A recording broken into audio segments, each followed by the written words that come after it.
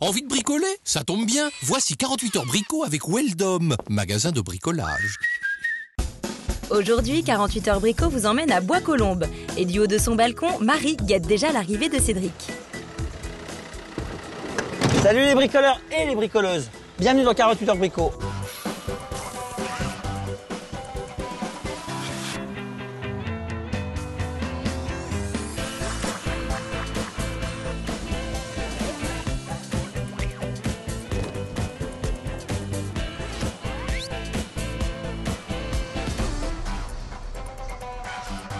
Reboucher des fissures constitue une étape indispensable avant de refaire les peintures ou de poser un revêtement. Mais colmater des fissures est un exercice plus difficile qu'il n'y paraît. Bonjour, je m'appelle Marie, j'habite cet appartement que j'aime beaucoup parce qu'il est traversant, il est très lumineux et en plus j'ai pas de vis-à-vis et j'ai deux très jolis balcons. Le problème c'est que comme je suis sur un pignon, c'est assez venteux et en fait l'immeuble bouge un petit peu. Donc là aujourd'hui je me retrouve avec des fissures que j'ai essayé d'attaquer moi-même parce que je suis un petit peu bricolo, mais ne m'en sortant pas, donc j'ai fait appel à 48 heures brico. Bonjour, Cédric, Bonjour. 48 heures brico. Enchantée. Alice et Stéphane avec moi aujourd'hui. Marie, qu'est-ce qu'on peut Alors. faire pour vous? Eh bien dans la chambre du fond là-bas j'ai des fissures absolument épouvantables. Des sur grandes fissures comme ça? Des grandes et puis Vous nous faites peur, très hein? On nous profondes. fait peur. Allez, on vous suit. J'ai essayé de le faire toute seule, mais j'y arrive pas. Donc j'ai commencé à essayer de les traiter toute seule. Je vois ça, vous n'avez pas que commencé. Mais On vous a aidé un peu à commencer, j'ai l'impression. Vous n'avez pas pensé que ça allait peut-être quand même sur une peinture blanche faire un petit peu des traces bleues derrière. Et alors vos fissures, c'est ça? Ah oui, c'est des belles fissures. Et alors vous avez commencé à les boucher avec de la mousse, on dirait. oui, exactement. Ça peut être du rebouchage grossier, hein, mais ça peut pas être en surface, c'est pas ça qui peut finir une peinture. Bon, nous, pour travailler aujourd'hui, on va faire ça en 3 étapes. On va d'abord agrandir les fissures, les préparer et les reboucher. Dans un deuxième temps, on va préparer les murs, c'est-à-dire enduire le tout, poncer pour que la peinture accroche sur les peintures bleues.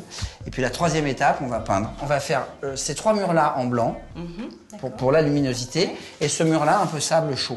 Donc vous aurez à la fois la chaleur et à la fois la luminosité qui va se réverbérer et je pense que ça va être pas mal. Alors là, ça commence par ponçage par Stéphane et Alice et pendant ce temps-là, moi je vais faire les courses. Impeccable. On s'y met? On s'y met. C'est parti. On récapitule. Première étape, agrandir les fissures. Étape 2, enduire les murs. Étape 3, peindre les murs. Aujourd'hui, on va faire de la peinture à effet. Il va nous falloir un petit peu de matériel. Donc là, on a le papa, la maman et le bébé. De l'enduit de rebouchage. De l'enduit de lissage. L'enduit de lissage, c'est pour finir. On va prendre un outil à gratter les fissures. Un ou deux couteaux à enduire. Bonjour madame. Bonjour monsieur, bienvenue. Alors, je vois que vous avez des peintures un peu qui sortent de l'ordinaire. Oui, ce sont des peintures à effet, D'accord. donc à effet très différent, puisque là vous allez plutôt avoir un effet béton brut. Ensuite vous allez trouver un effet sablé, comme C'est comme si on sur avait la du plage. sable, d'accord, Exactement, avec c'est de comme la à la couleur. plage. Et ici tout simplement on va trouver un enduit à cirer. C'est des peintures. Oui, ce sont des peintures. Donc ça se passe au rouleau, au pinceau. Bah, moi je vous conseillerais plutôt de l'appliquer avec un spalter. Un spalter, c'est comment? Un spalter c'est comme ça. Ah d'accord. Donc, ça, c'est- donc il y a plusieurs tailles. Oui. Ce qui est important, c'est à la tenue. C'est que vous soyez à l'aise à la tenue de votre spalter. Et une petite astuce que moi je fais, enfin pour moi en ce qui me concerne, en coupant les poils en biais, j'arrive beaucoup mieux à appliquer ma peinture. D'accord. Et alors, on le pose sur le mur tel quel Ah non, surtout pas. Pour bien préparer votre chantier, il faut mettre la sous-couche adéquate. Parce que ce produit-là, si demain vous voulez le changer, vous ne pourrez pas le décoller. Je prends mon primaire, ma peinture est faisable. Écoutez, j'ai plus qu'à aller bosser. Je vous remercie beaucoup. Et bien alors Au bon revoir. courage pour votre chantier, au revoir. Pendant ce temps-là, l'équipe de Cédric s'est mise au boulot. Objectif, dépoussiérer parfaitement le mur à l'aide d'une brosse douce afin d'éliminer les particules non adhérentes. Qu'est-ce que vous m'avez rapporté de Je vous ai beau? ramené à peu près tout ce dont on a besoin aujourd'hui. Ouais. Alors, on a un enduit de rebouchage, un enduit de lissage pour préparer nos murs. Et puis ensuite, notre magnifique peinture à effet. Voilà. Donc, je connais 1, 2, 3, le triathlon du bricolage. Vous enfilez votre combinaison et c'est parti pour la première étape. Agrandissement des fissures, préparation des fissures et rebouchage. Vous êtes trompé de taille? Non, vous inquiétez pas, c'est à l'envers. C'est une hélice. Pour l'étape 1, munissez-vous d'un grattoir triangulaire, d'un enduit de rebouchage et de couteaux à enduire. Alors, l'idée de cet outil, c'est quand même d'être pointu et triangulaire.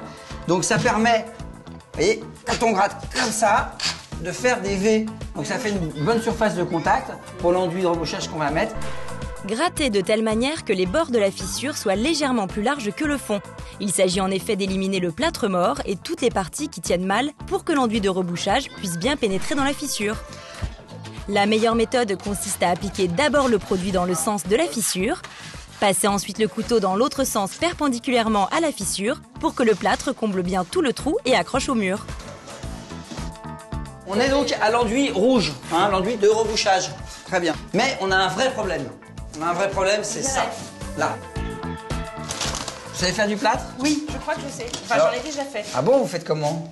Ben, je mets de l'eau d'abord. Marie nous met de l'eau. Et après, on saupoudre. Donc, d'accord. Jusque-là, tout va bien. On met le plâtre en puits sur l'eau. Et en fait, on va attendre. Voilà, il commence à affleurer. Et quand il commence à affleurer un peu partout, c'est que c'est bon. Et là, par exemple, si je me rendais compte que j'avais trop de poudre, est-ce que je pourrais rajouter de l'eau? En aucun cas. Vous allez faire du plâtre mort si vous faites ça. Ah. Ça veut dire que c'est un plâtre qui n'aura aucune résistance mécanique dans le temps qui va s'effriter. D'accord. Donc là, il faut qu'on attende 5 minutes à peu près. On va se faire un petit café. Il est important de bien combler les trous, de tasser le plâtre afin qu'il ne subsiste aucune bulle d'air. J'en mets un peu partout, mais c'est normal, parce que si on fait pas un peu de cochonnerie quand on fait du plâtre, c'est pas rigolo.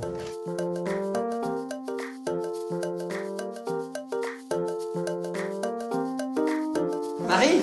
Oui. Venez voir, je vais vous raconter un peu des histoires. On va faire un petit point sur les enduits. On a l'enduit de rebouchage. En général, pratiquement toutes les marques se sont alignées là-dessus. C'est la couleur rouge pour le rebouchage. Donc là, c'est pour les gros trous. Ça, c'est ce qu'on vient de finir d'utiliser en étape 1. Et ensuite, à l'étape 2, on va passer à l'enduit de lissage. Le lissage, ça permet de faire des grandes étendues pour tendre nos murs, pour avoir des grands murs bien plats, bien lisses. Et en général, les fabricants utilisent la couleur bleue. Il y a le produit, il y a d'autres produits qui sont un peu plus universels. C'est un peu reboucheur et un peu lisseur. Donc c'est polyvalent. D'accord ? On a fini notre étape 1 avec nos produits rouges. Et on va pouvoir attaquer notre étape 2 avec nos produits bleus. C'est-à-dire la préparation du mur et les ponçages. Tout de suite? Non, il faut qu'on attende que ça sèche. Là, sec. on a une bonne heure d'attente. En attendant le séchage, on prépare le matériel nécessaire à l'étape 2. De l'enduit de lissage, des couteaux à enduire et une ponceuse excentrique.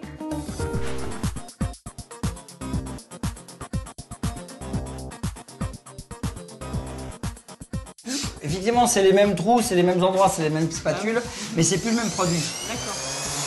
Alice, elle enlève le surplus de rebouchage. Vous pouvez poncer au papier de verre. Toutefois, si vous effectuez des travaux importants, travaillez à la ponceuse excentrique. On en est où maintenant? Eh bien, on finit l'étape 2. Nous, on va poser notre sous-couche blanche ici. Ensuite, la peinture est faite.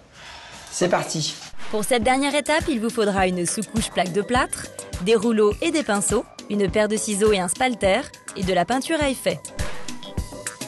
Pour bien peindre au rouleau, il faut commencer par déposer la peinture verticalement, puis l'étaler par des mouvements horizontaux. Ensuite, il faut lisser l'ensemble par des mouvements de bas en haut. Donc là, on a un petit souci avec la baguette électrique. On n'a pas le temps d'aller en chercher une, mais on va prendre du mastic polyester. Vous voyez, c'est du bicomposant. Alors, on s'en sert beaucoup en carrosserie, en marine, sur les bateaux et sur les voitures. Et ça sèche tout seul. Un petit coup de ponçage pareil. Et on peut le peindre immédiatement. Voilà, c'est bon. Allez hop. Aujourd'hui, dans le geste bricot, Cédric vous livre ses secrets pour une bonne application de la peinture décorative. Ah bah vous êtes là. Aujourd'hui, le geste bricot, ça va porter sur la peinture décorative. Et donc on va se faire une petite astuce pour voir avec 3 bricoles comment on peut faire un effet. La base de notre geste bricot, c'est d'avoir 2 teintes. Il faut vraiment jouer les oppositions. On commence par la couleur très claire, un jus. C'est-à-dire qu'il y a de la peinture, mais il y a aussi beaucoup d'eau dans ce petit pot. Et on va à l'éponge tapoter pour faire un effet un peu de matière. Voilà. Vous voyez, on a... Voilà. L'idée, c'est quand même d'avoir de la vie. C'est que ça vibre un peu. Là, on a fait notre petit effet. Et maintenant, on va préparer la deuxième partie de notre geste bricot d'aujourd'hui. Pomme de terre, couteau, crayon. Voilà, donc on coupe notre pomme de terre en 2. Ensuite, là, je vais me faire un petit dessin sur ma pomme de terre. Je vais faire une étoile. Une étoile, c'est assez facile à faire. Et cette étoile va nous servir de tampon. Donc, on a couvert notre pomme de terre de peinture et on va faire une petite frise d'étoiles. On avait fait l'étoile, là on essaye une petite parenthèse. Voilà. Donc là on s'est fait une petite frise rapide. Vous voyez, on peut faire n'importe quel motif. Mais le truc c'est qu'il faut avoir une petite planche à côté pour s'essayer. Hein. Allez, je retourne avec Stéphane, Alice et Marie et on va finir la peinture.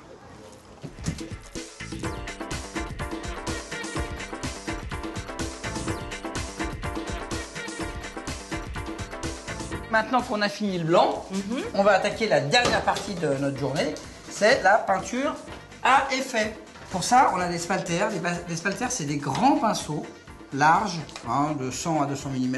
Le conseil de la vendeuse, c'est de couper notre spalter à 45 degrés. Voilà, on a notre spalter, hein, on peut voir la coupe à 45. Alice teste pour vous. Actuellement, elle est en train d'appliquer notre enduit à effet avec son spalter non coupé. Et maintenant, vous allez essayer, chère Alice, avec le spalter coupé. Tenez. C'est comme ça que la science progresse, en faisant des expériences. Alors, Alice? Le spalter coupé donne une application beaucoup plus facile, beaucoup plus lisse en fait. D'accord. La peinture à effet peut être réalisée avec différents accessoires, la brosse, le chiffon, l'éponge ou le gant. Alors, Marie, cette Oui. peinture à effet, Elle fait beaucoup d'effets. elle vous fait beaucoup d'effets, vous aussi? Ouais, Comme à nous? Elle est chouette. Maintenant, nous, on va finir. Hein, il y a encore la moitié du mur à faire. Ouais.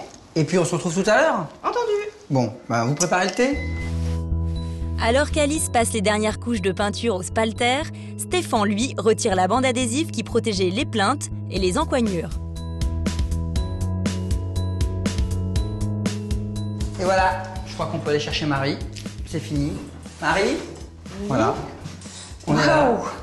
Eh bien, ça a bien changé, hein?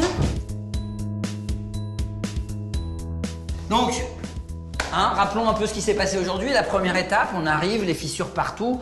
On en a même fait d'autres. Et alors donc, après ça, on les a rebouchées, ces fissures. Ouais. Rebouchage, première étape donc. Deuxième étape, ponçage et le plissage. Préparation des murs, les primaires, la peinture blanche. Et le magnifique effet sable. Voilà, on y est. On s'embrasse. Après 48 heures brico, on s'embrasse toujours. Allez, salut Marie. Au revoir.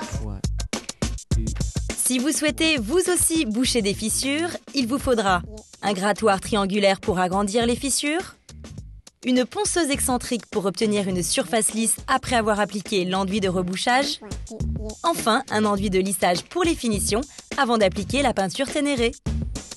Et le tout pour un total de 117 €. Cette journée s'est passée formidablement bien. C'était presque comme des vacances.